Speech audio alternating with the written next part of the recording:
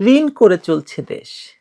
অবৈধ ইউনূস সরকারের ফেলে যাওয়া বাংলাদেশে তারেক রহমান ক্ষমতা পেয়ে ঋণের পাহাড় আরো বাড়াচ্ছেন।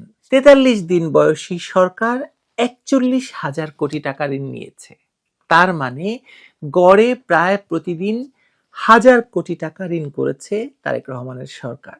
এক বছরও যদি থাকে তারেক রহমানের সরকার, তাহলে কত টাকা ঋণের বোঝা চাপবে দেশের ওপর বলুন তো? চলুন হিসেব করে দেখা যাক।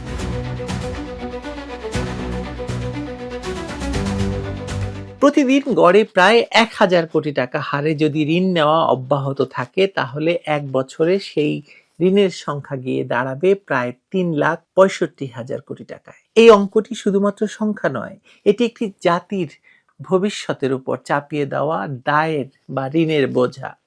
আর এই ঋণের গোড়া খুঁজতে গেলে ফিরে তাকাতে হবে ২০২৪ সালের আগস্টে, যখন জুলাই সন্ত্রাসের মাধ্যমে একটি নির্বাচিত সরকারকে উৎখাত করে ডক্টর মোহাম্মদ ইউনূসকে ক্ষমতার মসনদে বসানো হয়েছিল। সেই অবৈধ ইউনূস সরকারের ১৪ মাসের শাসনকালে দেশের মোট ঋণের পরিমাণ বেড়েছিল ২,৬০,২৫৭ কোটি টাকা। অথচ এই সময়ে উন্নয়ন ব্যয় ছিল ৭ বছরের মধ্যে সর্বনিম্ন। বার্ষিক উন্নয়ন কর্মসূচির বাস্তবায়ন হয়েছে মাত্র ১,৫৩,০০০ কোটি টাকা, যেখানে আওয়ামী লীগ সরকারের শেষ অর্থ বছরে এই ব্যয় ছিল ২.৫ লাখ কোটি টাকার উপরে। মেগা প্রকল্প বাতিল, অনেক প্রকল্প স্থগিত, উন্নয়নের গতি শূন্যের কোঠায় নামিয়ে আনার পরেও ঋণের লাগাম ধরে রাখতে পারেনি অবৈধ ইউনূস সরকার। রাজস্ব আহরণে ব্যর্থতা, পুরনো ঋণ পরিশোধের চাপ এবং পরিচালন ব্যয়ে অনিয়ন্ত্রিত প্রবণতা সব মিলিয়ে ঋণের স্তূপ কেবল বেড়েছে। এখানে একটি তুলনা অত্যন্ত জরুরি।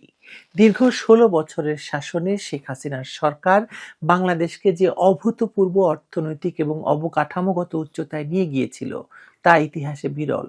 পদ্মা সেতু, metro rail, Karnaphuli tunnel, Rooppur পারমাণবিক বিদ্যুৎ কেন্দ্র, এলিভেটেড এক্সপ্রেসওয়ে সহ শত শত মেগা প্রকল্প বাস্তবায়নের মধ্য দিয়ে বাংলাদেশ নিম্ন মধ্যম আয়ের দেশ থেকে মধ্যম আয়ের দেশে উত্তরণের পথে হাঁটছিল। এত বিশাল বিনিয়োগ এবং উন্নয়নের পরেও ২০০৯ থেকে ২০২৪ সাল পর্যন্ত ১৫ বছরে মোট ঋণ যেখানে ২ লাখ থেকে বেড়ে ১৮,৮৮,০০০ কোটি টাকায় পৌঁছেছিল, সেখানে কোনো উন্নয়ন প্রকল্প ছাড়াই কেবল ১.৫ বছরে অবৈধ ইউনূস সরকার এবং পরবর্তীতে মাত্র ৪৩ দিনে তারেক রহমানের সরকার যে ঋণের পাহাড় জমিয়েছে, তা বাংলাদেশের অর্থনৈতিক ইতিহাসে নজিরবিহীন। উন্নয়নের বিনিময়ে ঋণ নেওয়া আর শুধু দৈনন্দিন পরিচালন ব্যয় মেটাতে ঋণ নেওয়ার মধ্যে যে আকাশ পাতাল পার্থক্য, সেটি বুঝতে বিশেষজ্ঞ হওয়ার দরকার নেই আপনার। অবৈধ ইউনূস সরকারের বর্ধিত সংস্করণ, তারেক রহমানের সরকার সেই একই পথে হাঁটছে এবং আরো দ্রুত গতিতে। ১৬ ফেব্রুয়ারি থেকে ৩১ মার্চ পর্যন্ত মাত্র ৪৩ দিনে ৪১,০০০ কোটি টাকা ব্যাংক ঋণ গ্রহণ করা হয়েছে। চলতি অর্থ বছরের প্রথম ৯ মাসেই ব্যাংক থেকে ঋণের পরিমাণ দাঁড়িয়েছে ১,০৯,০০০ কোটি টাকা, যা পুরো অর্থ বছরের নির্ধারিত লক্ষ্যমাত্রা ১,০৪,০০০ কোটি টাকাকেও ছাড়িয়ে গেছে।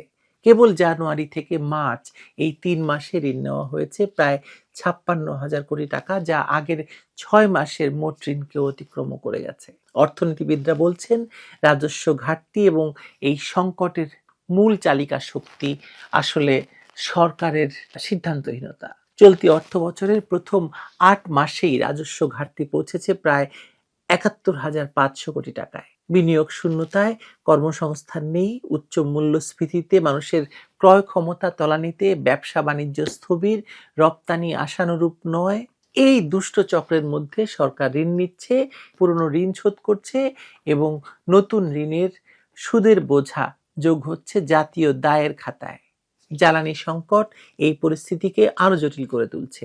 তেলের দাম বাড়ালে জনরোষের ভয়ে সরকার ভর্তুকি দিচ্ছে, কিন্তু সেই ভর্তুকির অর্থও আসছে ঋণ থেকে।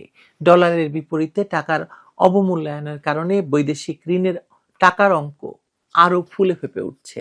কেন্দ্রীয় ব্যাংকের তথ্য অনুযায়ী ২০২৪ সালের আগস্ট থেকে ২০২৫ সালের মার্চ পর্যন্ত মাত্র ১৮ মাসে ব্যাংক খাত থেকে সরকারের নেওয়া ঋণ বেড়ে দাঁড়িয়েছে ২.৫ লাখ কোটি টাকায়। Dhaka chamber of commerce and ইন্ডাস্ট্রির সভাপতি থেকে শুরু করে বিজিএমইএ এর সাবেক পরিচালক পর্যন্ত সবাই উদ্বেগ প্রকাশ করছেন। তারা বলছেন, স্বল্প সময়ে বিপুল ঋণ সংগ্রহ, মুদ্রাস্ফীতি, সুদের হার বৃদ্ধি এবং খেলাপি ঋণের ঝুঁকি একসাথে বাড়িয়ে দিচ্ছে। যদি এই ঋণ উৎপাদনশীল খাতে না গিয়ে পরিচালন ব্যয় এবং পুরনো দায় পরিশোধে চলে যায়, তাহলে অর্থনীতি দীর্ঘমেয়াদে আরো দুর্বল হয়ে পড়বে। গবেষকরা সতর্ক করছেন, দেশ যেন ঋণের ফাঁদে না পড়ে। কিন্তু বর্তমান গতিপথ দেখে সেই আশঙ্কাই ক্রমশ বাস্তব রূপ নিচ্ছে। জুলাই সন্ত্রাসের মাধ্যমে যে রাজনৈতিক পট পরিবর্তন ঘটানো হয়েছিল, তার অর্থনৈতিক মূল্য এখন দিচ্ছে সাধারণ মানুষ। অবৈধ ইউনূস সরকারের বর্ধিত সংস্করণে তারেক রহমানের সরকার কার্যত একই পথে হাঁটছে, কোনো দৃশ্যমান উন্নয়ন ছাড়া, কোনো কার্যকর সংস্কার ছাড়া কেবল ঋণের উপর ভর করে রাষ্ট্র চালাচ্ছে। জুলাই সন্ত্রাসের পর থেকে যে অর্থনৈতিক ধস শুরু হয়েছিল, সেটি এখন আরো গভীর খাদের দিকে যাচ্ছে। প্রতিদিন ১,০০০ কোটি টাকার ঋণের বোঝা শেষ পর্যন্ত বহন করতে হবে সাধারণ মানুষকেই। যারা জুলাই সন্ত্রাসে আওয়ামী লীগের পতনকে রাষ্ট্র গড়ার প্রকল্প বা গল্প শুনিয়েছিল, তারা এখন ঋণের বোঝায় রাষ্ট্রকে ডুবিয়ে দিচ্ছে। জুলাই সন্ত্রাস জিন্দাবাদ, তারেক রহমানের সরকারও জিন্দাবাদ। ভালো থাকবেন সবাই।